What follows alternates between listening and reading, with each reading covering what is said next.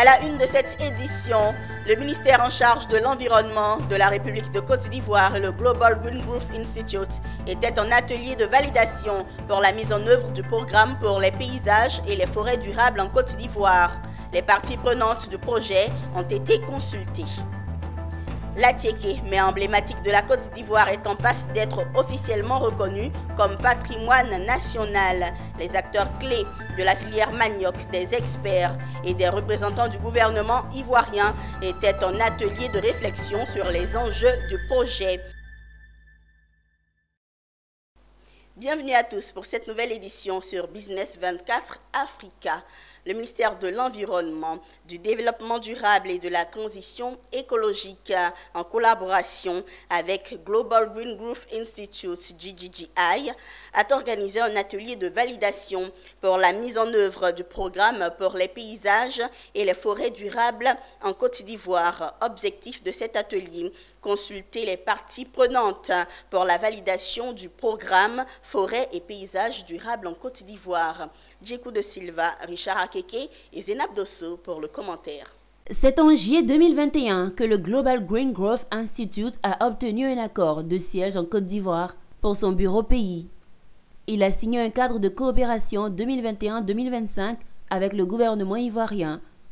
Il s'agit de la promotion des forêts durables en Côte d'Ivoire et le Global Green Growth Institute pour les 5 années à venir envisage contribuer de façon significative à l'atteinte des objectifs nationaux d'amélioration de la gouvernance forestière par la gestion durable et responsable des forêts.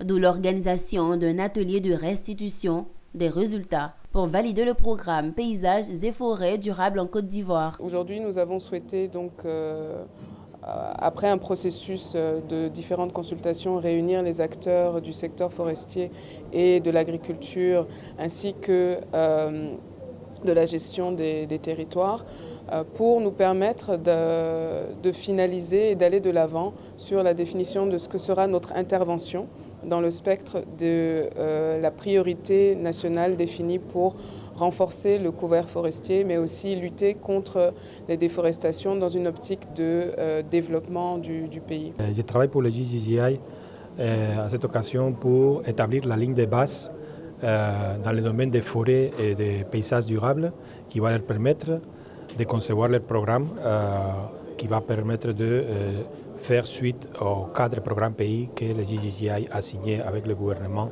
ça fait 2 ans. Basé à Séoul, GGGI est une organisation intergouvernementale fondée pour soutenir et promouvoir les modèles de croissance économique. Connu également sous le nom de croissance verte, le GGGI cible les aspects clés de la performance économique des pays tels que la réduction de la pauvreté, la création d'emplois, l'inclusion sociale et la durabilité environnementale. Entrée en vigueur en 2019, la zone de libre-échange continentale africaine ZLECAf est effective depuis le 1er janvier 2021. À bientôt 3 ans de la mise sur rail, seuls 8 pays du continent commercent dans le cadre de cet accord continental. Parmi les pays absents du marché, bien qu'ayant ratifié l'accord, figure la Côte d'Ivoire. En réunion, mercredi, le comité national est revenu sur les raisons de l'absence du pays du café cacao sur le terrain de la ZLECAf. Issa Badini. C'est la 10e fois dans cette année 2023 qu'ils se croisent. Les membres du comité national de la ZLECAf, à l'effet de suivre au pas l'évolution de cet accord de libre-échange continental jugé historique que d'aucuns cependant avancent à pas ralenti. C'est le cas de la Côte d'Ivoire qui, bien qu'ayant ratifié l'accord, n'a pas encore publié la liste provisoire des concessions tarifaires, dernier verrou avant de pénétrer dans le marché interafricain. Selon la secrétaire exécutive du comité, la Côte d'Ivoire n'y est pas encore, mais elle n'est pas loin. Vous savez, chaque pays a ses modes de fonctionnement, c'est-à-dire certains pays, lorsqu'ils signent des accords supranationaux. Ils s'appliquent automatiquement dans leur pays. Nous, par exemple, la Côte d'Ivoire, à l'instar de d'autres pays francophones, ont encore une étape supplémentaire qui est la transposition au niveau national qui passe par le Parlement, le Sénat, en fonction vraiment des thématiques bien spécifiques. Une attente que le secteur privé ivoirien comprend, mais s'impatiente tout de même. La Côte d'Ivoire n'ayant pas encore publié sa liste provisoire de concessions tarifaires et qu'il s'agit d'un accord réciproque, nous ne pouvons pas utiliser ce schéma pour pouvoir aller à la conquête des marchés qui sont en dehors des marchés africains, qui sont en dehors de la zone de la CEDEAO. Pas d'inquiétude à se faire cependant, selon Emmanuel Barga, conseiller régional au secrétariat de la ZLECAf, qui note une évolution au-delà de la moyenne. Ce qui concerne les préparatifs.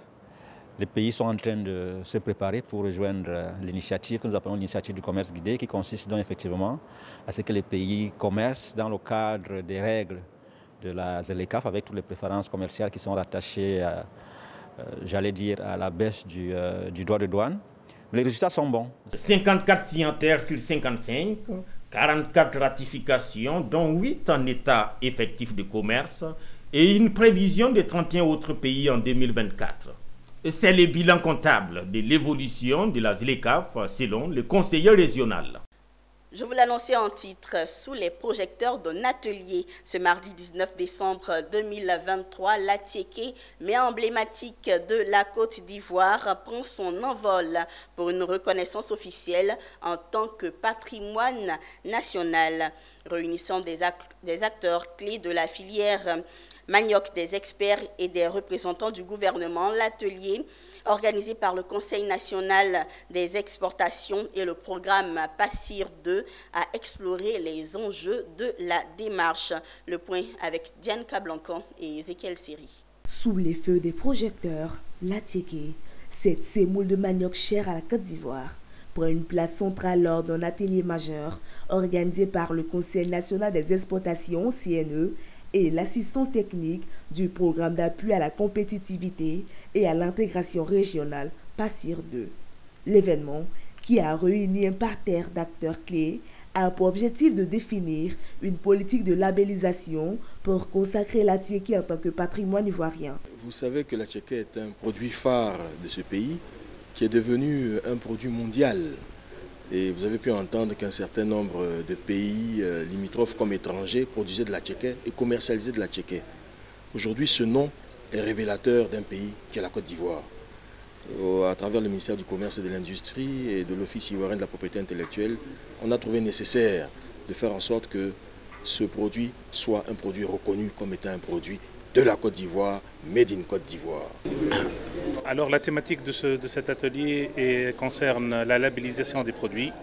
Comme vous devez le savoir, la labellisation est devenue quelque chose de très important pour défendre les produits locaux, parce qu'il y a une concurrence qui est là, qui vient de l'étranger. En tout cas, cela nous réjouit beaucoup. Nous avons travaillé dans nos cuisines, nous sommes des transformatrices.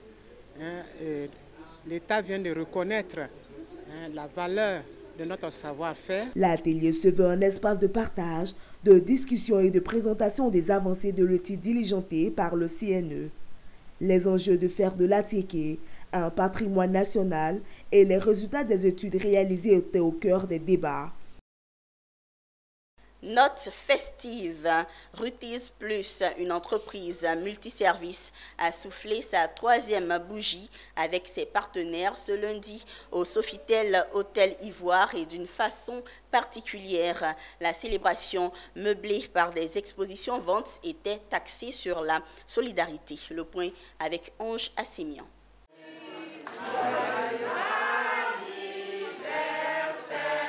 Un an de plus, ça se fête.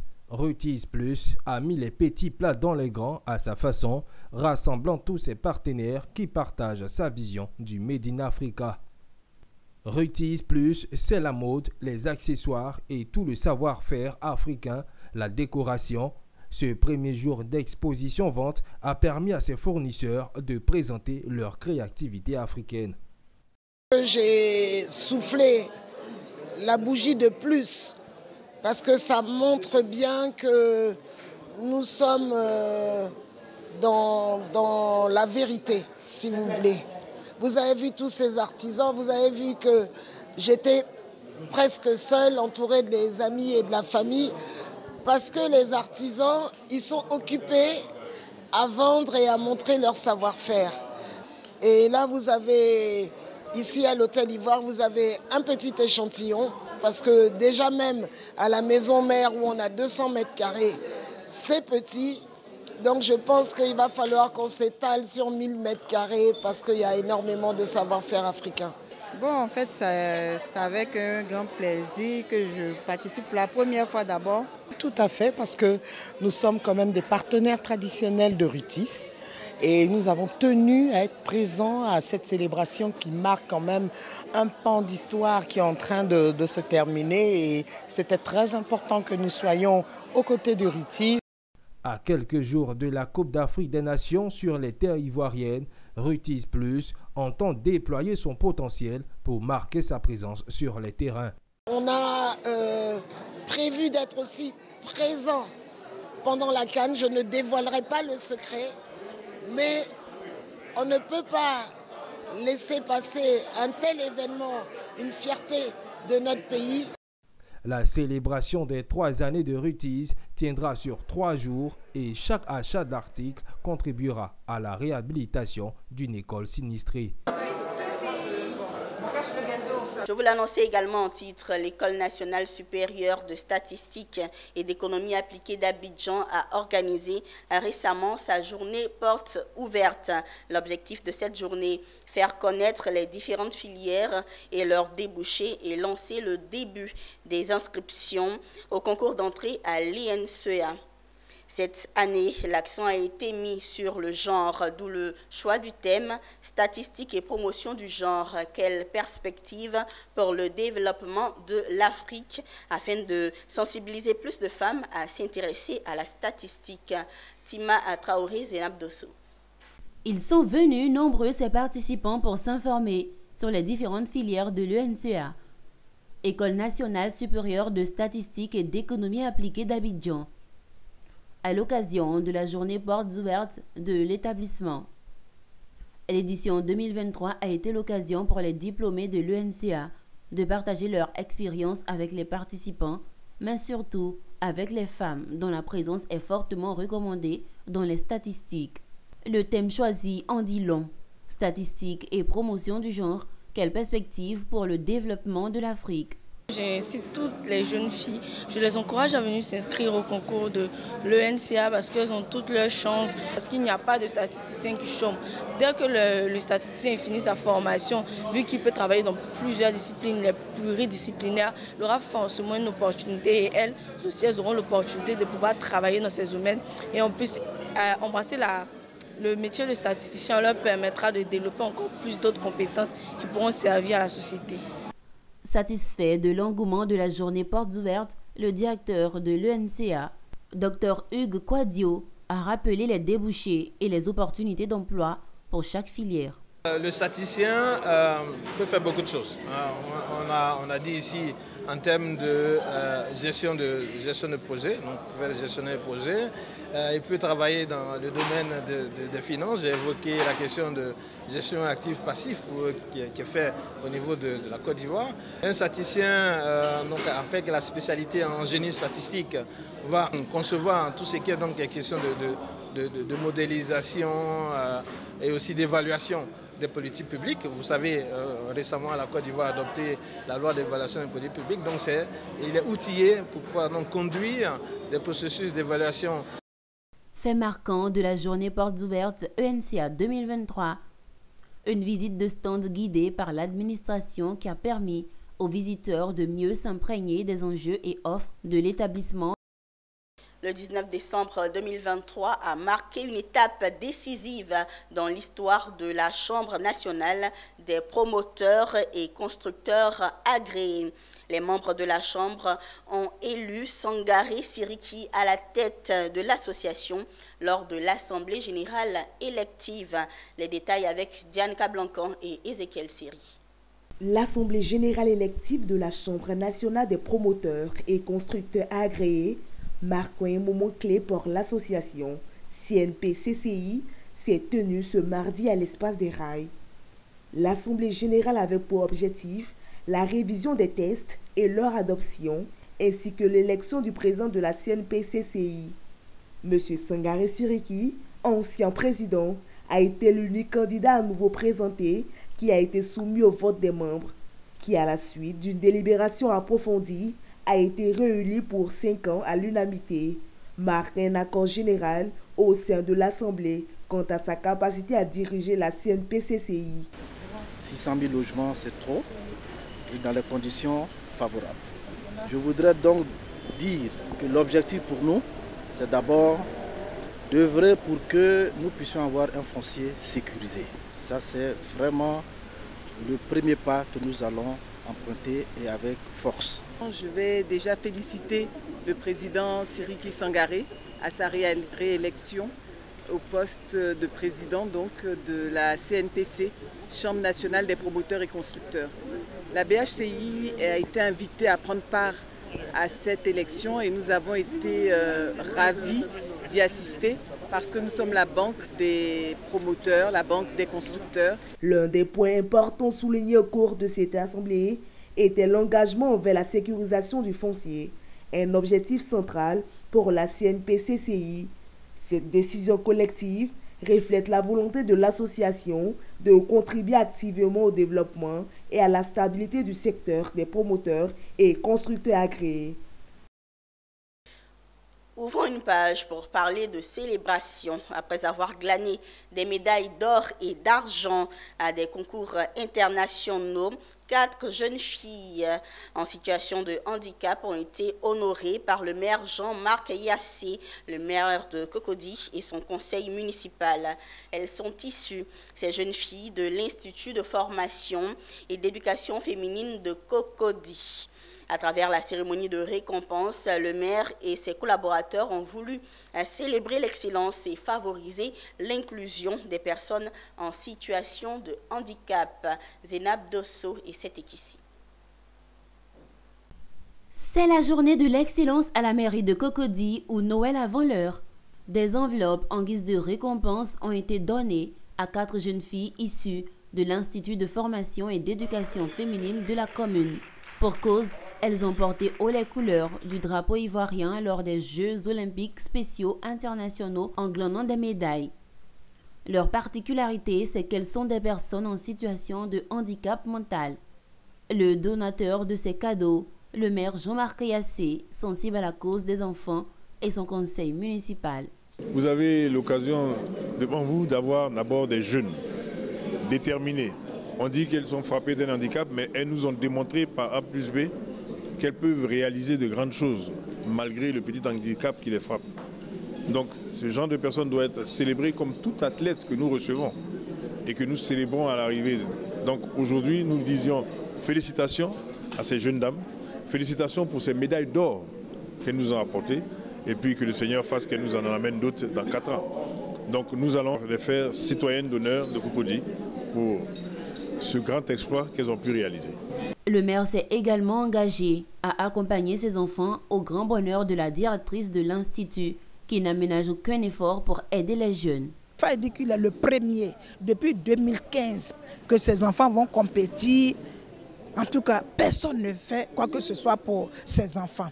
Et c'est comme ça que moi j'ai pris la décision de pouvoir les honorer. Et monsieur le maire est venu dire non, je ne te laisserai pas seul, je serai avec toi. La cérémonie de présentation des lauréats a été marquée par une visite guidée de stands où le maire a pu voir de près le savoir-faire des filles au-delà des jeux sportifs.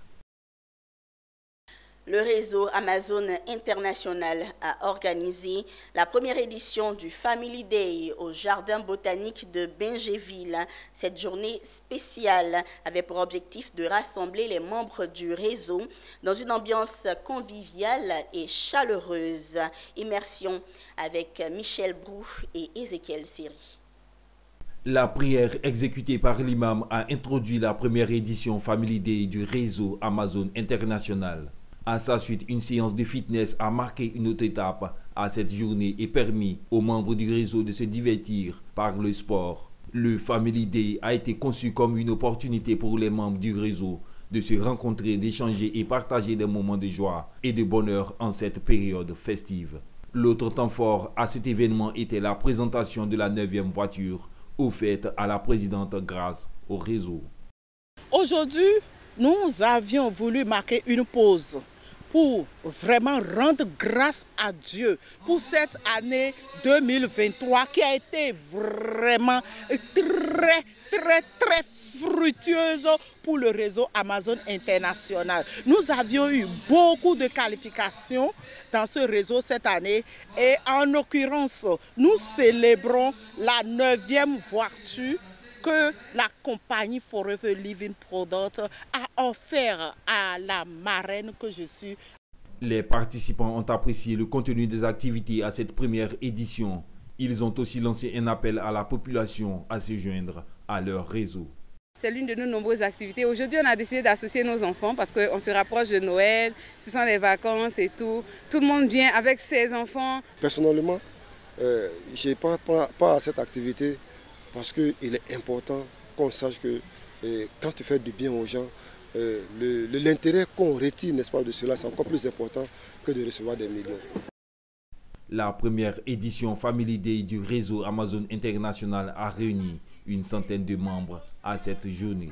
Créé le 16 novembre 2021, le réseau Amazon International est un groupe d'amis œuvrant dans le marketing de Forever Living Product pour aider son semblable et contribuer au bien-être des membres du réseau. L'entreprise Azito OEM a offert un arbre de Noël aux enfants du centre de protection de la petite enfance Jaco Dioman d'Azito. Événement qui s'est déroulé ce mardi 19 décembre 2023. Il a été un moment de joie et de bonheur pour les enfants. Reportage de Michel Brou. Les élèves du centre de protection de la petite enfance Jaco Dioman d'Azito étaient à l'honneur à la journée de célébration de la fête de Noël. De rouge et blanc, les enfants étaient vêtus aux couleurs de la Noël. Ils se sont donnés à des prestations de chant, de poésie, de danse, avec à leur côté des parents venus exécuter des pas de danse pour marquer ce moment festif. Cette initiative de l'entreprise Azito OEM a permis de créer une atmosphère de joie et de partage pour les enfants du centre de protection de la petite enfance Jaco Dioman d'Azito. Les sourires sur les visages des enfants étaient une véritable récompense pour tous ceux qui ont contribué à rendre cet événement possible. Chers enfants, comme vous, j'affectionne particulièrement la période de Noël, car elle est le symbole de l'amour, de la joie et du partage. Je tenais à dire merci encore une fois au directeur général d'Azito OEM, Papa Honorat Bois, pour avoir équipé notre structure d'une photocopieuse, de chaises et de tables. Mille merci au Père Noël pour les nombreux cadeaux que nous allons recevoir tout à l'heure. Merci à Azito OEM. Le représentant du directeur de l'entreprise Azito OEM s'est réjoui de pouvoir apporter tant de bonheur aux enfants. Cette célébration de Noël a été une occasion de rappeler l'importance de la solidarité et du partage, des valeurs chères à cette entreprise. Comme vous le savez, la célébration de Noël est un moment que nous, à Azito, nous affectionnons parce que ce moment nous permet d'être avec vous afin qu'ensemble nous puissions jouer, nous puissions rire et que nous puissions danser. L'arbre de Noël offert par Azito OEM aux enfants du centre de protection de la petite enfance Jaco Dioman d'Azito a été une véritable réussite. C'est avec un sentiment de satisfaction que les enfants sont repartis avec les bras chargés de présents et d'avoir vécu la magie de Noël. Parlons protection de l'environnement. La réserve naturelle de Mabi Yaya, située dans la région de Lamé, est l'une des fiertés de l'Office ivoirien des parcs et réserves. Depuis sa création, l'OIPR a entrepris plusieurs actions pour préserver et gérer cette réserve afin de protéger la richesse de sa biodiversité. Afin de faire le bilan des activités menées, le comité de gestion locale de la réserve s'est réuni pour évaluer les résultats et discuter des défis à venir. Le point dans cet élément signé Richard Akeke et Ange Assemian. 4 ans que la réserve naturelle de Mabiyaya est prise en charge par l'Office ivoirien des parcs et réserves.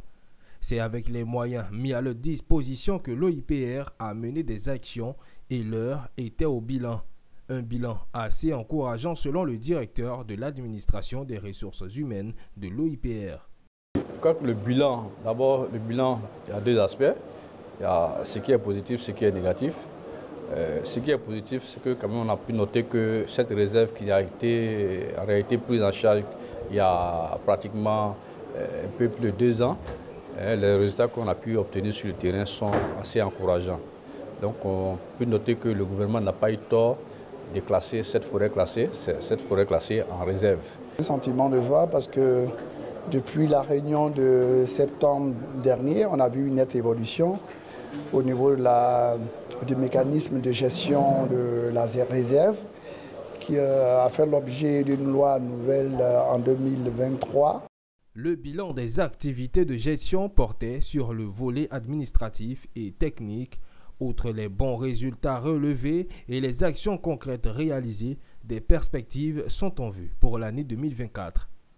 Pour 2024, un certain nombre d'actions seront conduites de sorte à consolider les acquis et les renforcer. En termes d'aspects à améliorer, il faut certainement améliorer encore la logistique, il faut améliorer encore les effectifs, renforcer les capacités du personnel et puis continuer la sensibilisation, commencer à mettre quelques activités génératrices de revenus au bénéfice des populations. Mais nous constatons tous que c'est un problème mondial, le changement climatique. Et nous sentons qu'aujourd'hui, toutes les forêts sont détruites. Mais nous, en tant que chefs et notables de cette Côte d'Ivoire-là, nous adhérons à la décision de la Côte d'Ivoire de préserver la faune, de préserver la forêt. La création de la réserve naturelle de Mabiyaya depuis 2019 permet de contribuer à la sauvegarde d'espèces en danger critique d'extinction comme le cercopithète et le chimpanzé d'Afrique de l'Ouest observés il y a quelque temps dans la réserve naturelle. Rendons-nous à présent à Bondoukou, dans le nord-est de la Côte d'Ivoire, où une séance de formation en sécurisme et aux gestes de premier secours à l'intention des leaders de jeunesse a été organisée. Les détails avec Anissé Kouadio. Adelaïde s'est rendu ce matin au centre des secours d'urgence afin de participer à l'atelier de formation des leaders de jeunesse de la commune de Bondoukou sur le sécurisme. Si vous m'entendez, serrez-moi la main. Personne ne réagit pas. Comme elle, ils sont nombreux, ces jeunes leaders de jeunesse venus prendre part à cette formation initiée par le président du service national des jeunes de Côte d'Ivoire, la section du Gontogo. Que les jeunes sortent avec une formation vraiment bien comprise face au danger pour pouvoir être prompt, pour pouvoir vraiment sauver des vies. À travers cette formation, je vais aider les autres et puis prévenir aussi en cas d'accident. Les professionnels du secours de l'Office national de protection civile ont formé ces jeunes à maîtriser les bons réflexes à adopter en cas de danger et intervenir rapidement et efficacement lors d'une situation d'accident de circulation ou domestique. Le service national de la jeunesse de la section Gontogo est venu vers nous et on va faire de telle sorte qu'il y ait une formation de qualité. On en a encore des jeunes qui ont pris conscience qu'il faille organiser ce genre d'activité pour que les autres puissent en faire un exemple et sauver des vies.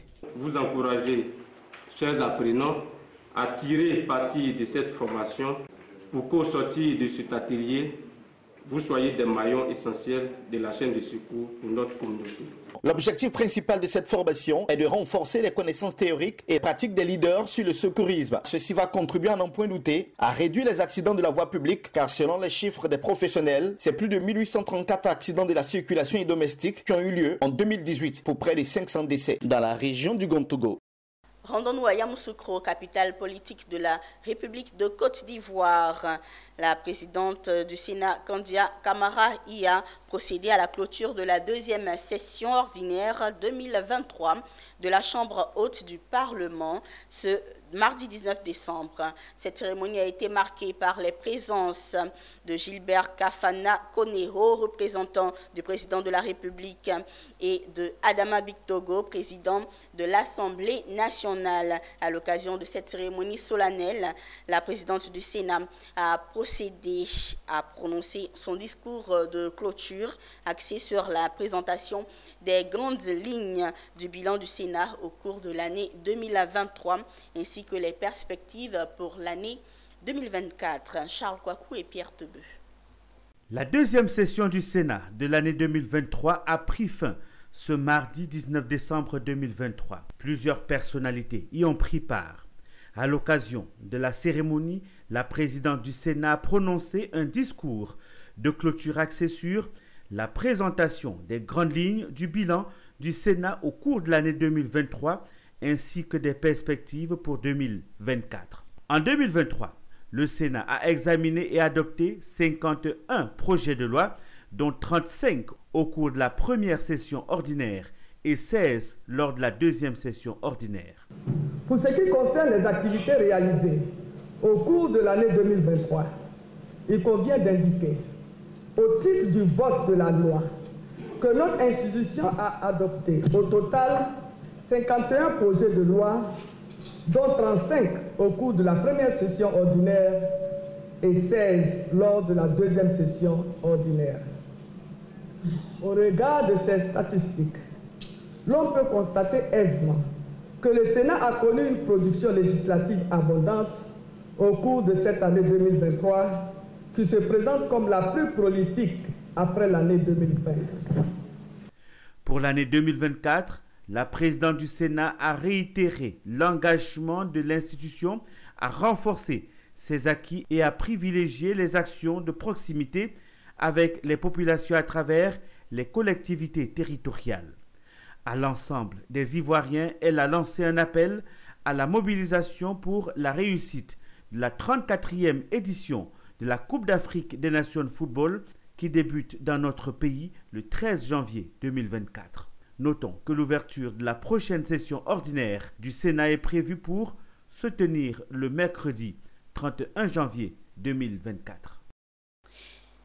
Pour finir, en images, l'Éthiopie est en pourparlers avec le Fonds monétaire international sur un programme financier de 3,5 milliards de dollars. Le pays espère obtenir le programme financier d'ici la fin du premier trimestre 2024.